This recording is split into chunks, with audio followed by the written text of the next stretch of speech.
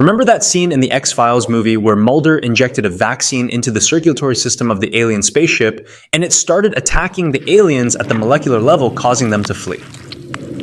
There's a contaminant in the system. Mulder has the vaccine. To attack the aliens at the Federalist Society whose spaceship has landed on the Constitution, you have to dissolve their DNA. The DNA of the Federalist Society is the elementary building blocks of their beliefs in two areas. One, information economics, and two, human nature.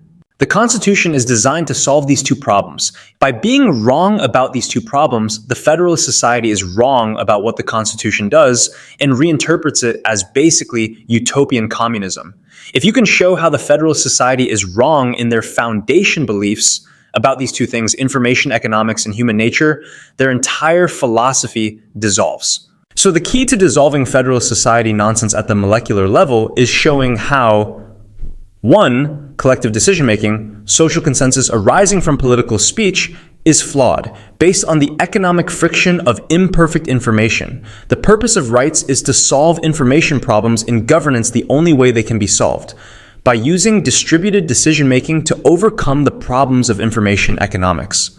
2. Human nature is flawed and evil. It needs to be mitigated externally, not by culture which regulates individuals from within and in informal spontaneous social groups, and not by prices which spontaneously regulate commerce, but by law which regulates individuals using rigid external institutions. This is consistent with what the framers originally said the purpose of the Constitution was. Madison said in Federalist 51 that without separate departments to check the impulses of one another, people would form into social groups that attacked each other like animals in the wild. Hamilton called man imperfect. Hamilton said in Federalist 15 that men needed external constraints, and said in Federalist 78 that federal judges need to protect rights against political currents of the collective.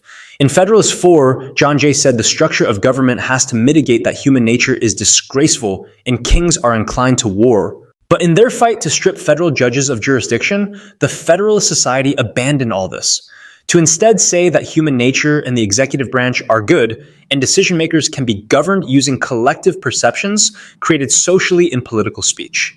Today's Federalists protect business managers from the imperfect whims of the crowd, but abandon Madison's departments in all the original areas. Today's Federalist Society begins by assuming the whims of the crowd are virtuous and should not be checked by distributed decisions in courts protecting rights of individuals. For a model of information economics and the evil nature of man that dissolves the Federalist Society's charlatan philosophy at its foundation, read antoninscalia.com/charlatans.pdf.